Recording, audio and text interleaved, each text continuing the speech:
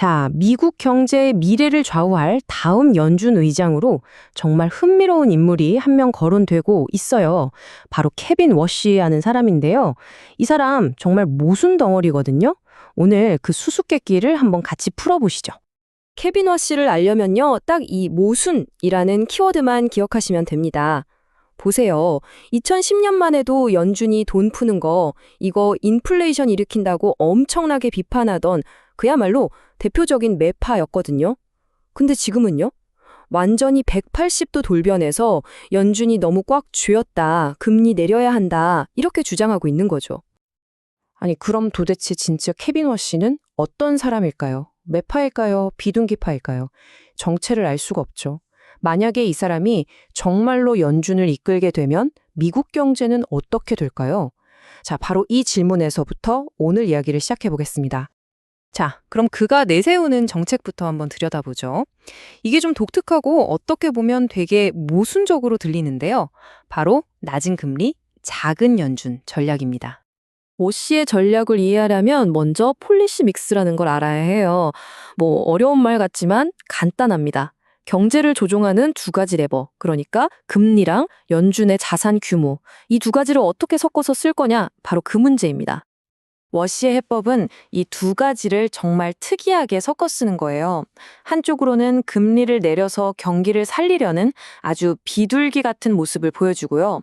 동시에 다른 한쪽으로는 연준이 가진 자산을 줄여서 시중에 풀린 돈을 거둬들이는 아주 매 같은 행동을 하겠다는 거죠. 이게 진짜 말 그대로 자동차 엑셀이랑 브레이크를 동시에 밟겠다는 거나 마찬가지예요. 이 조합 진짜 흥미롭지 않나요? 월가의 주요 투자은행들도 다들 똑같은 얘기를 해요. 금리를 내리면서 대차대조표를 줄인다? 이건 정말 거의 본 적 없는 이례적인 접근법이라는 거죠. 월스트리트가 지금 케빈 워시를 주목하는 이유가 바로 여기에 있습니다.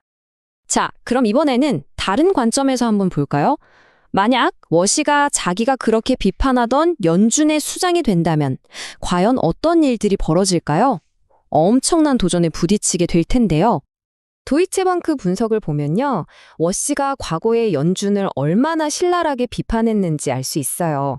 연준이 맨날 경제 모델이나 데이터만 쳐다보고 정작 중요하지도 않은 문제에 집착하는 걸 두고 뭐라고 했냐면요. 한마디로 오만하다고까지 했습니다. 정말 강하게 비판했죠. 자, 숫자 19. 이게 과연 무슨 의미일까요? 이게 바로 연준 의장이 어떤 정책을 통과시키려면 설득해야 하는 위원들 숫자입니다. 그러니까 의장 혼자서는 아무것도 못하고 1대 19로 합의를 봐야 한다는 거죠. 생각해 보세요. 자기가 그렇게 비판했던 사람들을 이제 동료로 맞아서 설득해야 하는 상황인 거예요.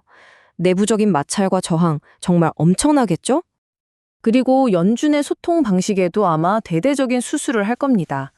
경제 전망 발표 횟수도 줄이고 기자회견도 덜 하고 시장에 미리 힌트를 주는 포워드 가이던스 같은 것도 아마 확 줄일 거예요. 그의 목표는 뭐냐? 시장에 계속 말을 거는 수다스러운 연준이 아니라 침묵하는 연준을 만들겠다는 겁니다. 자, 그럼 이런 변화가 실제 금융시장에는 어떤 충격을 줄까요? 벌써부터 시장은 바짝 긴장하고 있습니다. 전문가들이 가장 많이 언급하는 단어가 하나 있는데요. 바로 베어 스티프닝입니다. 이게 뭐냐면 채권 시장에서 단기 금리보다 장기 금리가 더 가파르게 오르는 현상을 말해요. 보통 경제가 좀 불안하다, 불확실하다 이럴 때 나타나는 신호로 보거든요.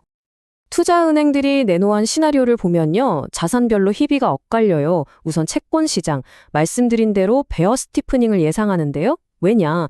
금리를 내리니까 단기 금리는 떨어지겠죠. 하지만 동시에 돈줄을 재는 QT를 하니까 미래에 대한 불안감으로 장기 금리는 오히려 튀어오를 거라는 분석입니다. 반면에 은행주는 좀 웃을 수 있어요. 규제를 풀어줄 거란 기대감이 있거든요. 하지만 성장주 투자하신 분들은 좀 긴장해야 할 것 같아요. 장기 금리가 오르면 주식 가치 평가에 부담이 되니까요. 자, 이제 결론을 향해 가볼까요? 만약 워시가 의장이 된다면 이건 정말 거대하고 또 결과를 예측하기 힘든 실험이 될 겁니다. 그의 앞에는 크게 세 가지의 거대한 허들이 놓여 있어요. 첫째, 정치적인 허들. 과연 상원 인준을 통과할 수 있을까? 둘째, 제도적인 허들. 연준 내부의 19명 위원들을 설득해낼 수 있을까? 그리고 마지막으로 가장 근본적인 질문이죠.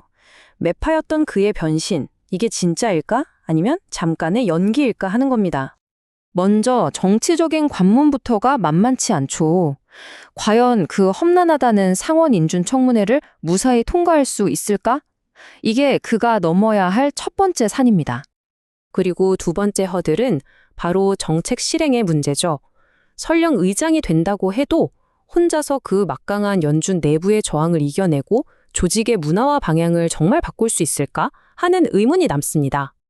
그리고 마지막으로 어쩌면 가장 중요한 질문이 남습니다.